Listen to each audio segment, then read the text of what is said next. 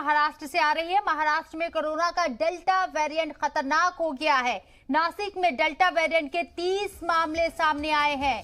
नासिक में सरकार सख्त पाबंदी लगा सकती है, ये बड़ी खबर आपको बता रहे हैं। महाराष्ट्र के अंदर डेल्टा वेरिएंट लगातार फैलता जा रहा है। नासिक में ही डेल्टा वेरिएंट के 30 नए मामले सामने आ गए हैं। नासिक में सरकार सख्त पाबंदी आयद कर सकती है, इसके इम्कान जाहिर किए जा रहे हैं। वजह रहे कि डेल्टा वेरिएंट बेहद खतरनाक वेरिएंट है।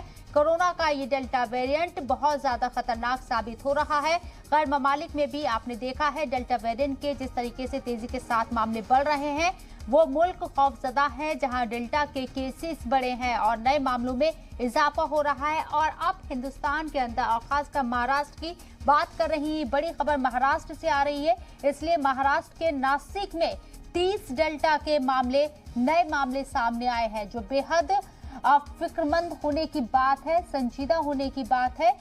उम्मीद की जा रही है, ऐसे इम्कान जाहिर किए जा रहे हैं, अंदेशा जाहिर किया जा रहा है कि सरकार यहाँ सख्त पाबंदी लगा सकती है।